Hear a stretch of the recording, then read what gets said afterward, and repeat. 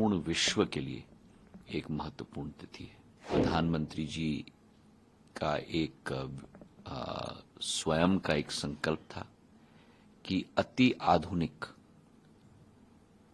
Airport, railway station, सभी आवागमन की सुविधा अयोध्या में पर्याप्त मात्रा में स्थापित होनी चाहिए। सपने को संकल्प में परिवर्तित करके उस संकल्प को सिद्धि तक ले जाने का एक परिश्रम अगर किसी ने किया है तो प्रधानमंत्री नरेंद्र मोदी जी ने किया है। भारत के अंदर ऐसे तत्व हैं जो भारत को छोटे दिखाने में लगे हुए हैं।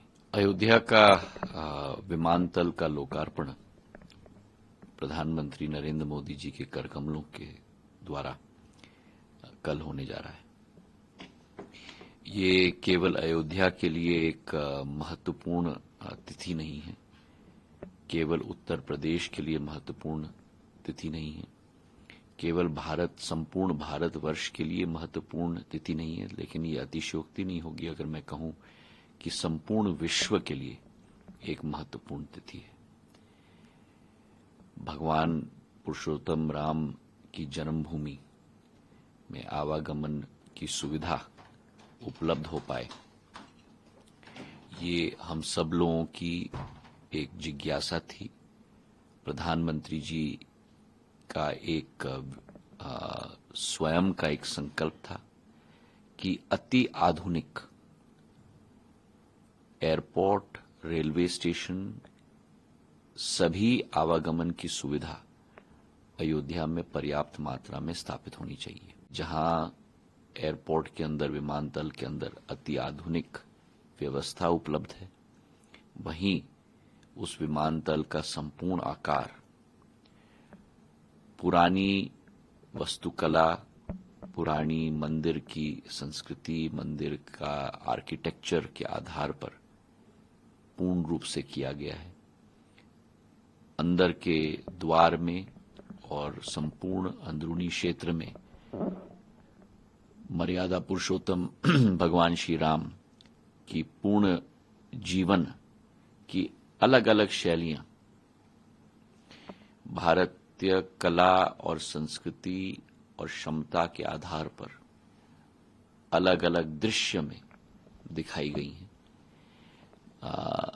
पट्टीचित्र के आधार पर, राजा रवि वर्मा जी के आधार पर, और यही एक सोच, विचारधारा और आदेश प्रधानमंत्री जी का स्वतः सदैव रहा है कि अति आधुनिक व्यवस्था हो, लेकिन भारत के हर एक कोने में भारत की प्राचीन संस्कृति, भारत की प्राचीन वैभव, भारत की प्राचीन आध्यात्मिक शक्ति का स्वरूप हर एक हवाई अड्डे पे दिखे, और उसी कल्पना को और उसी संकल्प को पूरा करने के लिए हमारी कोशिश रही है।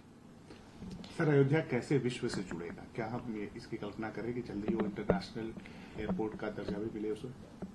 पूर्ण निर्णय कैबिनेट के द्वारा लिया जा रहा है और मैं आपको आश्वस्त करता हूं कि पूर्ण सुविधा अयोध्या को जरूर मिलेगी।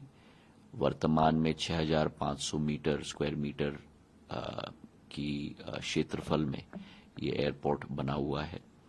करीब 13 से 15 एप्रन है एयरपोर्ट प्लेन्स के लिए। हर तरीके का विमान, एयरबस A321, बोइंग 737 वहां उतर पाएगा। द्वितीय भाग में इस रनवे को भी हम आगे जाके बढ़ाने वाले हैं ताकि बड़े विमान भी यहाँ आ पाएं।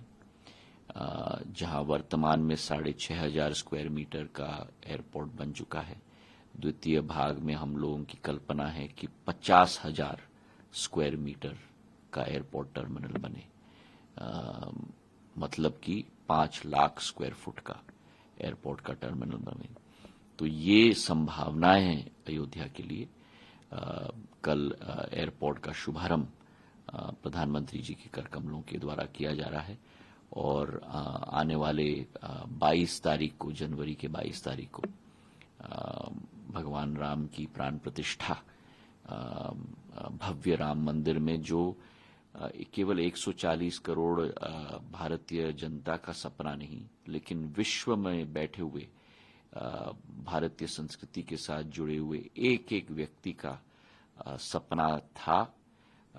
500 साल पुराना एक सपना, 5000 साल पुराना एक सपना है, और उसे अगर किसी ने साकार किया है और सपने को संकल्प में परिवर्तित करके उस संकल्प को सिद्धि तक ले जाने का एक परिश्रम अगर किसी ने किया है तो प्रधानमंत्री नरेंद्र मोदी जी ने किया है। राजनीति भी शुरू हो गई है। कई लोग कहते हैं कि हमें बुलावा आया, हम जाएंगे नहीं। कई लोग कहते हैं बुलावा नहीं आया। ये अजीब विसंगति है। बुलाया जाए तो कठिनाई की कैसे बुलावे से कन्ना काटा जाए, न बुलाया गया तो क्यों नहीं बुलाया गया। और मुझे तो ये आश्चर्य लग रहा है कि जहां भारत की भव्यता प्रधानमंत्री जी के अथक प्रयास और परिश्रम के आधार पर विश्व पटल पर भारत एक नक्षत्र की तरह उभर रहा है, वहीं भारत के अंदर ऐसे तत्व हैं जो भारत को छोटे दिखाने में लगे हुए हैं। जिनका मन छोटा हो, जिनकी सोच छोटी हो, उनको विस्तृतीकरण के बारे में हम पाठ नहीं सिखा सकते, लेकिन शायद आने वाले दिनों में अप्रैल और मई के माह में देश की जनता विस्तृतीकरण की पाठ उन्हें सिखा देगी।